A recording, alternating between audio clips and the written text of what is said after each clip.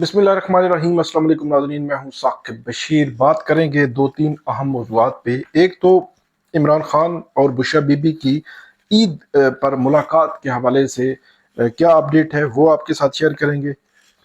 इसके अलावा गुज़श्ता रोज़ जो रावलपिंडी की इंसदाद दहशतगर्दी अदालत है वहाँ से जो PTI ने एक अहम ऑर्डर लिया था इमरान खान साहब के हवाले से, क्या उस पर अमल दरामद होगा या अमल दरामद नहीं होगा, इस पे हम बात करेंगे। आगे चलकर हम बात करेंगे सहाफ़ी फरहान मलिक, जो रफ्तार जो डिजिटल प्लेटफॉर्म है उनकी जो दरख्वास्त ज़मानत है उसको जो कराची की अदालत है, मकामी अदालत है, वहाँ से उनकी ज़मानत मुस्तरद हुई। उसका तहरीरी ऑर्डर आया है। फरहान मलिक उन पर इल्ज़ाम क्या है और तहरीरी ऑर्डर में अदालत ने क्या कहा है, और उस केस में फेट क्या होगा। दूसरी तरफ जो सहाफ़ती तंजीमें हैं वो भी एक्टिव होती हुई हमें नज़र आ रही हैं। इस पर तफसील के साथ बात करते हैं। सबसे पहले तो एक जो मामला है इमरान खान साहब की बुशरा बीबी के साथ मुलाकात का, जेल रूल्स में ये जिक्र मौजूद है कि 72 आवर्स 72 घंटे 90 रोज के बाद 72 घंटे जो है वो मुलाकात कर सकते हैं। 72 घंटे की मुलाकात जो है वो कर सकते हैं जो मियाँ बीवी हैं। तो उस हवाले से इमरान खान साहब और बुशरा बीबी की मुलाकात कराने की कोशिश PTI की लीगल टीम कर रही है। अभी तक इतलात हैं कि उसके हवाले से चीज़ें चल रही हैं, लेकिन क्या ये मुलाकात होगी या नहीं होगी, ये सबसे इम्पोर्टेंट और सबसे अहम सवाल है। इसके पीछे मैं थोड़ा सा चंद रोज पहले आपको ले चलता हूँ। लार्जर बेंच था, कायम मकाम chief justice Sarfaraz ढोगर, justice Arbab Mohammad Tahir और जस्टिस आजम खान, उनकी अदालत से एक ऑर्डर हुआ कि जुमरात की मुलाकात बहाल कर दी गई है, और साथ ही अंडरटेकिंग सलमान अकरम राजा साहब की जानिब से लिख दी गई कि जो मिलेगा इमरान खान से वो जेल के अहाते के बाहर जो है वो उस हवाले से गुफ्तगू नहीं करेगा। लेकिन हुआ ये कि जुमरात के दिन वही ऑर्डर, लार्जर बेंच का ऑर्डर, पहले तो ये होता था कि एक सिंगल बेंच का ऑर्डर जो होता था उसको उसकी वायलेशन हो रही थी, उसको बेतौकीर किया जा रहा था। अदालती ऑर्डर्स, अदालतों के पास कोई हथियार नहीं होते, कोई ऐसी चीज नहीं होती। अदालत के पास एक ही हथियार होता है, वो होता है आइन और कानून के मुताबिक फैसला करना और उस पर अमल दरामद कराना। अगर अदालत ये ना करवा सके तो वो फिर अदालत क्या अदालत हुई कि जो अपने फैसले पर अमल दरामद ही ना करा सके। तो लार्जर बेंच के उस ऑर्डर पर जुमरात के दिन मुलाकात नहीं हो सकी। PTI की जो लीडरशिप है, उमर अयूब है, साहबजादा हामिद रजा हैं और दीगर जो रहनुमा हैं, वो वहाँ अडियाला जेल के बाहर मौजूद थे। काफी देर उन्होंने इंतजार भी किया, लेकिन वो मुलाकात नहीं हो सकी थी। तो मैं उस पॉइंट पे आपको ले जाना चाहता हूँ कि उसी रोज जो जहीर अब्बास हैं, जो इमरान खान साहब के जो जेल के जितने भी केसेस हैं उनको देख रहे हैं, ये प्रोफेशनल है, मतलब PTI के वकील नहीं है बल्कि प्रोफेशनली हायर किए गए हैं जहीर अब्बास साहब।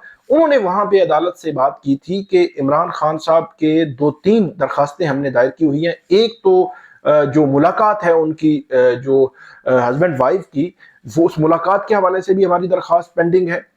दूसरा, इमरान खान साहब की जो बेटों से मुलाकात करवाई जाती है वो मामला भी पेंडिंग है। इमरान खान साहब की किताबें नहीं पहुंचाई जा रही, वो मामला भी पेंडिंग है। तो अब जो ये जो लार्जर बेंच था, कायम मकाम चीफ जस्टिस सरफराज ढोगर साहब थे, उन्होंने कहा था जहीर अब्बास को कि आप ट्रायल कोर्ट के पास जाएं और उनको कहें और वो मुलाकात करवा, वो जो है उनको दरखास्त दें, वो इस मामले को देख लेंगे। अगर ना हुआ तो फिर हम जो है वो देख लेंगे। लेकिन इशू क्या हुआ है कि इस्लामाबाद हाई कोर्ट का लार्जर बेंच, 3 जजेस फैसला दिया, ऑर्डर दिया, सुप्रिंटेंडेंट अडियाला जेल की जो उनके जो वकील हैं उनकी मौजूदगी में दिया। एडिशनल सुप्रिंटेंडेंट वहां पे मौजूद थे, लेकिन उस फैसले पर अमल नहीं हुआ। तो जो फैसला लिखा गया उस पर अमल नहीं हुआ, तो जो उन्होंने वर्बली कहा है क्या उस पर अमल होगा, ये बड़ा अहम सवाल है। और जो जहीर अब्बास हैं वो इस हवाले से कोशिश कर रहे थे कि ये कोशिश कर रहे हैं कि जो ईद के दिन है इन दिनों में ये मुलाकात जो है वो हो सके, 72 आवर्स की मुलाकात जो है वो हो सके। लेकिन क्या मुलाकात हो सकेगी या नहीं हो सकेगी, ये बड़ा अहम सवाल है। रावलपिंडी की इंसदाद दहशतगर्दी अदालत में, अच्छा, ये 72 आवर्स की मुलाकात के हवाले से भी सुप्रिंटेंडेंट अडियाला जेल के पास एप्लीकेशन पहुंची हुई है। इंसदाद दहशतगर्दी अदालत रावलपिंडी, अमजद अली शाह जो जज हैं उनकी जानिब से कल ऑर्डर किया गया कि इमरान खान साहब को बुक्स पहुंचाई जाए या उनकी बेटों से मुलाकात के हवाले से। تو اب دیکھنا یہ ہے کہ کیا بکس، اس سے قبل بھی ہم نے یہ سنا تھا کہ کوئی قرآن پاک بھی بھیجے گئے، اس کے علاوہ دیگر بکس بھی وہاں پہ دی گئیں، لیکن عمران خان صاحب نے اپنے وکلا کو جو ملے تھے منگل کے دن، تو ان کو بتایا تھا کہ ان کو کتابیں نہیں پہنچائی گئی جو ہے وہ اب دیکھنا ہے کہ کیا کتابیں پہنچائی جائیں گی۔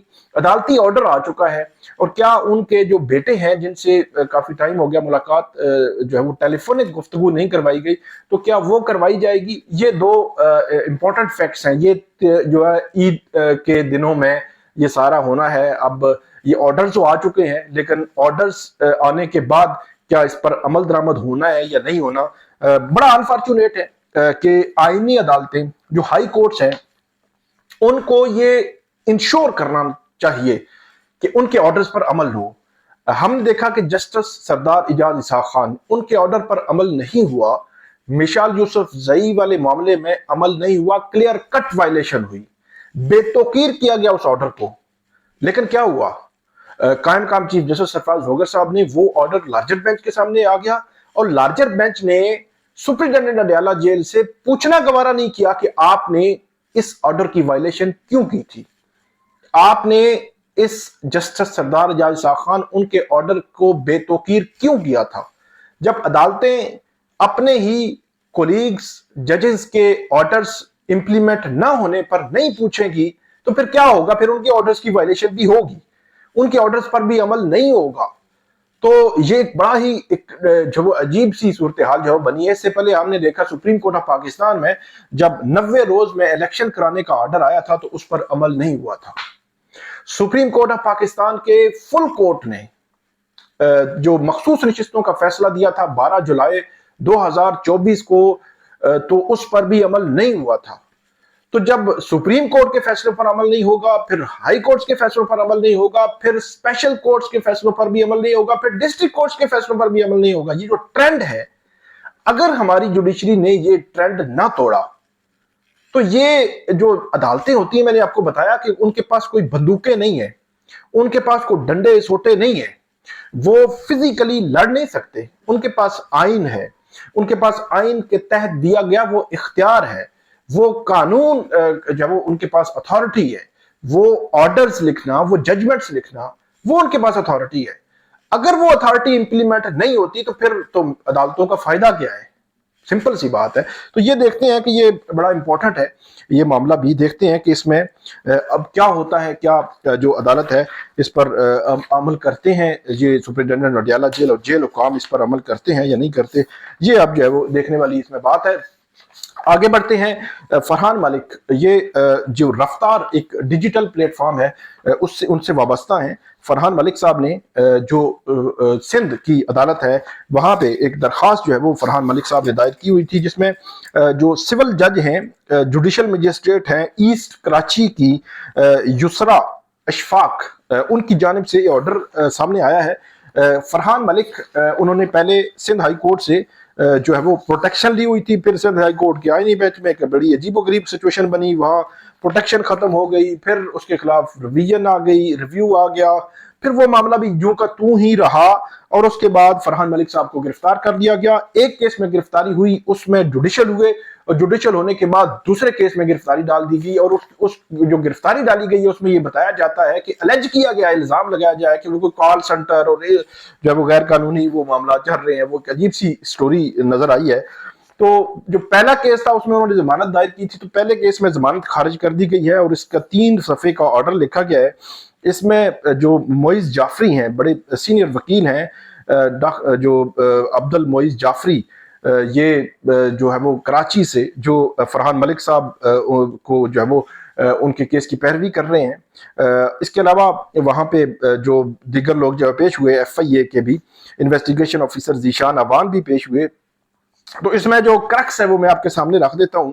ایک تو معیز جعفری صاحب نے جو کیس ہے اس پر بڑے اہم نوعیت کے سوالات قانونی طور پر بھی اٹھائے، اور یہ بھی کہا کہ کوئی بھی ایسا ثبوت موجود نہیں ہے کہ کوئی اینٹی سٹیٹ کیمپین تھی یا کوئی فیک نیوز پھیلائی گئی تھی، یا کسی جو پیکا 2016 ہے اس کی کسی جو شک ہے اس کی خلاف ورزی کی گئی، کوئی سالڈ ایویڈنس جو ہے وہ ایف آئی اے ریکارڈ پہ نہیں لائی تو اس لیے یہ کیس ان کے خلاف نہیں بنتا. لیکن ایف آئی اے نے دوسری طرف کہا کہ یہ بہت سالڈ ایویڈنس ہیں اور یہ اینٹی اسٹیٹ ایکٹیویٹیز اور اس قسم کے معاملات میں تھے اور اس لیے ان کے خلاف کیس بنایا جائے.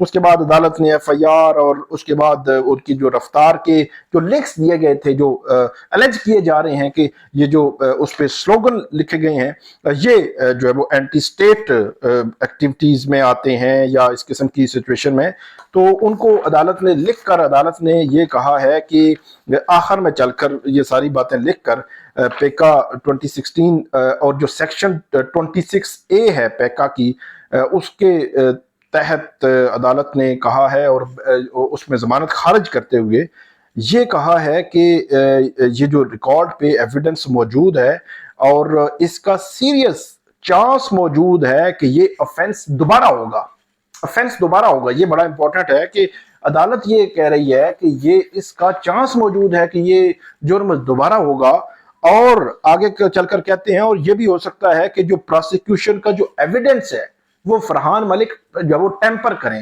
یہ بھی موجود ہے. بہرحال عدالت نے اس درخواست کو خارج کیا ہے. فرحان ملک صاحب جو وہ ڈائریکٹر نیوز رہے ہیں, سما ٹی وی کے بڑے مجے ہوئے جرنلسٹ ہیں, ان کے حوالے سے حکومت کو کم سے کم یہ دیکھنا چاہیے اور جو صحافتی تنظیمیں ہیں ان کو باہر آنا چاہیے.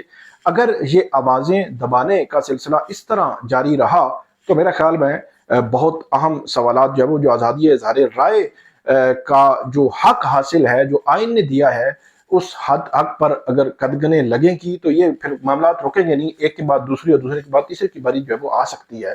تو بہرحال ہماری دعا ہے کہ فرحان ملک صاحب جلدی باہر آئیں اور اپنا پروفیشنل کام جو ہے وہ شروع کریں. آپ کو اپڈیٹ کرتے رہیں گے, ہمیں فیڈ بیک دیجیے گا. اللہ حافظ.